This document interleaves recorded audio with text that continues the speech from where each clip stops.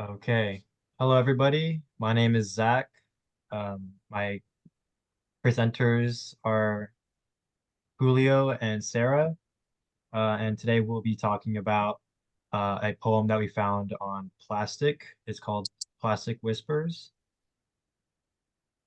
And just to get into some context before we delve into the poem, just some background on what microplastics are, just in case if anybody's unaware. Microplastics refer to plastics that are less than five or just really small pieces of plastic that typically originate from floating plastic from the ocean, and they typically break down over time due to UV rays, sunlight, waves, and other environmental factors, causing the original pieces of plastic to crumble into smaller and smaller pieces. And this is a problem because a lot of big companies they inject harmful chemicals into these into plastic that we use, such as BPA or DEHP that's used to make the plastic more malleable, more pliable, and even transparent. And these harmful chemicals can leach into the ocean as the plastic degrades and as it, crumbles from the environmental factors. So this is also, like I said, a problem because it goes up through the food chain. This is kind of how the process starts. It's where uh, when microplastics begin, in phytoplankton, uh, that the the fishes they eat the plankton, and then predatory fish eat those fish, and then we fish in the oceans, and we eventually consume these food, such as other seafoods that also have eaten these chemicals, which make our way into our health, and um, that kind of transitions into what the poem talks about, which Julio will go into more depth. Yeah, so first I will begin to read the poem so um we can get like a little bit of feeling as to how the poet might want us to read this. In the quiet of twilight, when shadows stretch long, microplastics awaken, their malevolence strong. Tiny shards of convenience, once harmless and small, now weave a dark tapestry, ensnaring us all. They drift through the air, unseen and malign, invisible specters infiltrating our design. Lungs breathe in their menace, a silent invasion, as fibers nestle deep, defying our evasion. The oceans weep tears of plastic despair. Fish and seabirds suffer, their fate unfair. Reproductive systems disrupted, growth stunted, appetites wane, tissues inflamed, life haunted. Land and sea alike bear this toxic curse, a legacy of convenience, a universe rehearsed. From clothing to cosmetics, they silently creep. Microplastics persist, their secrets buried deep. So heed this warning as nightfall descends. The world suffocates, its fragile balance bends. Microplastics whisper their chilling refrain. We're killing the earth, and nothing will remain. So the tone and mood of this poem is already super dark, and we dubbed it as a hopeless tone and mood given by the word choice here. And the main theme for this poem is that we as humans are damaging ourselves and the environment and other life for the sake of convenience, which will inevitably be irreversible if we don't take action. And other than that, there's a ton of rhetorical devices shown in this poem, which of course you can see in the key below and through the annotations. But let's get into the author and who he is. So the author or poet his name is William H. Harris, and he is a self-proclaimed entrepreneur, inventor, innovationist, journalist, writer, author, professional company director, small resort owner, and hotel hygiene and sterilization specialist. Okay, so the tone that I found throughout this poem was like how Julio said it was very dark. Um, it catches your attention right off the bat. The tone is cautionary, urging readers to recognize the consequences of convenience and take action to address this growing crisis. The poem has a dark and serious tone, creating a strong feeling of urgency and despair about microplastics.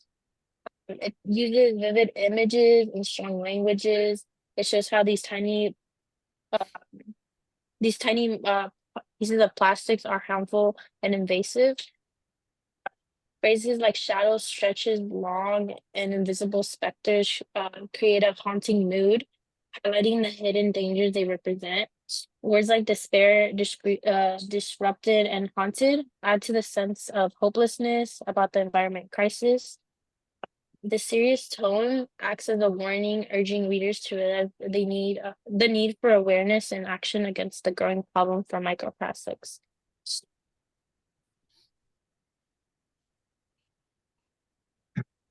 So another rhetorical device that we found that was pretty prominent in the poem was personification. Personification is when you give human-like qualities to inanimate objects. This is precisely what has been done in the poem. Uh, the author, William Harris, he uh, really portrayed these microplastics as a threatening entity with using words such as awaken, whisper, evade, aspect. I mean, he talks about microplastics in a way that we take things that it invades things that we take for granted, such as the air we breathe and the oceans that we fish from. And to contribute to kind of how rhetorically he uses personification, he uses it to kind of give more of an emotional appeal to the audience, where depicting these microplastics as, an active entity instead of, just saying what they literally are is just, microplastics is floating in the ocean. But he uses these words to amplify the sense of danger that the audience feels by using words such as infiltrate, invade. These are kind of threatening, and you know, uh, the it, the connotations are more dangerous. Um, and he uses this to evoke an emotional response from the audience to make it feel like make the audience feel a sense of urgency to the issue that he is addressing, which is uh, that we are kind of taking plastic for granted, and we're kind of just throwing plastic away without any regard for how it's going to affect us in the future. All right. So for the next rhetorical device, there is a strong use of imagery that Harris decides to use in the poem. So imagery is in this poem at least is conveyed in some form of illusion, and the first example that we see is tiny shards of convenience. And usually when you think of shards you think of something sharp, something like glass or pottery, and that helps the reader to imagine how dangerous those little bits of microplastics are. And it reflects nature of something like the shard representing a bit of glass. And if you were to touch it, you were to either get hurt or cut or something if no caution was taken if you were to touch it. And going along with that, Harris uses a part of the body to create another image to reflect our well-being, such as in the line where he says, lungs breathe in their menace, a silent invasion. And here is a little form of juxtaposition as well. And through this, the audience is provoked to think about their breathing and what they're breathing and to be more conscious of it. And through the breathing juxtaposition, Harris creates an image sort of like airborne viruses or bacterias that infiltrate our bodies without us knowing. Similarly, like microplastics, like viruses as well. They infiltrate our bodies and we breathe them in and we don't even know, which will affect our health in the long run. And so far, when you when you hear the word silent invasion, it extends the argument that plastic and particles unknowingly make it into our system, which then is reflected off the final bit of imagery, which is fish and seabirds suffer, their fate is unfair. And through this, the poet and the author um, references all the animals that mistake plastic for food, such as seagulls, fish, and even turtles. And because they ingest something that kills them from the inside and restricts their digestive system, it creates the visual of seagulls unmoving on a sandy beach and fish floating lifeless in the ocean surface with plastic around them or plastic in their stomach, whether that be big pieces or small pieces infiltrating their digestive systems, and overall influences how the tone of hopelessness is portrayed in the poem.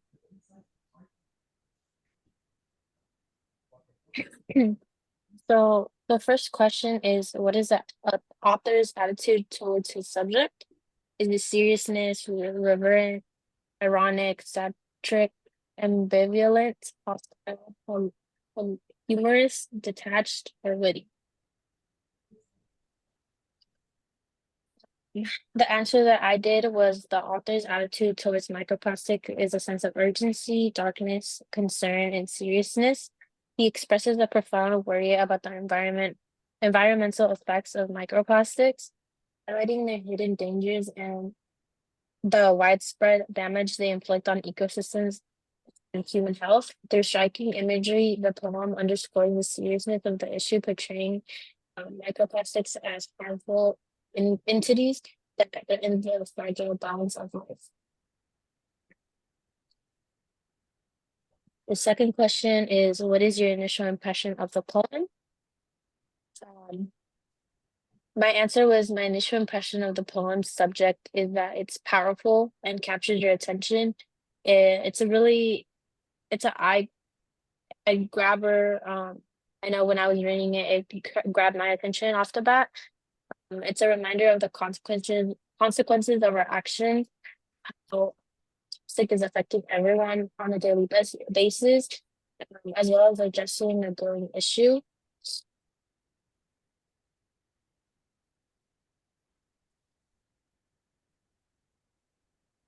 And then the third question that I want you guys to think about is what kind of effect the rhymes in the poem emphasize, and how did it add to the overall message?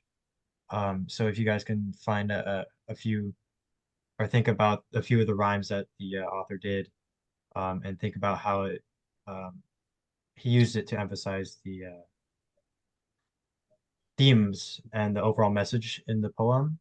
So just so you guys know that the poem does follow an AABB rhyme couplet uh, style, which essentially supplements the somber and the kind of the urgent tone that is in the poem, because uh, it provides, a steady rhythm for him to deliver his message on microplastics. Um, and just some of the notable rhymes that we found were invasion and evasion, or cursed and rehearsed.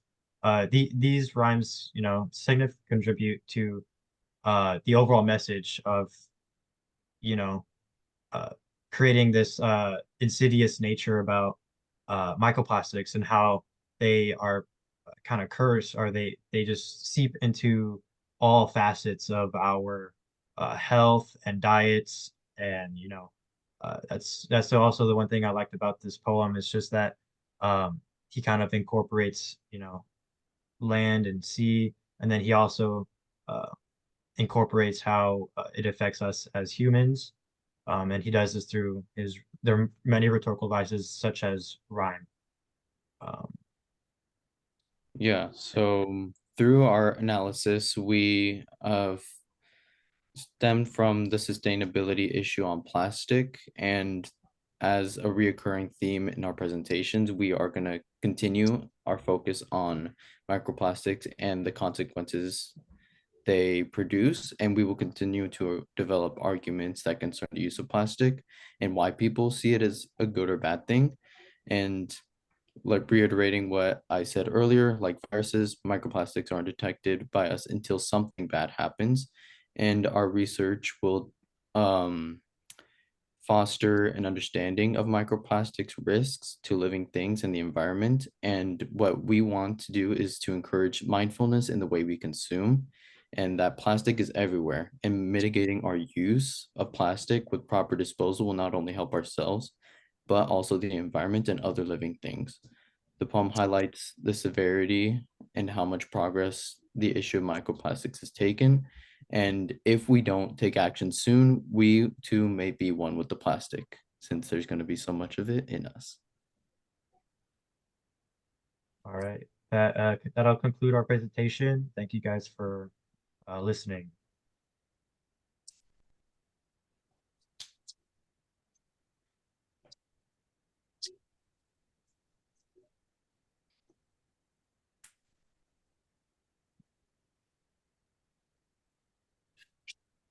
What's going on?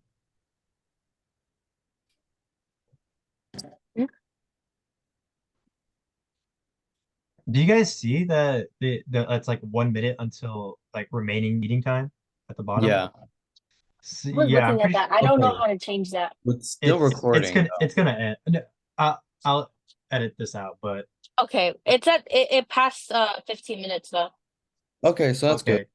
Yeah, I Well, was timing it, so it's at like 16 or something. Okay, not I bad. hope I hope I could collect that footage because Mm, I don't know how to add more time. Yeah, no, this is what happens if you have like a free account. It just gives us 40 minutes.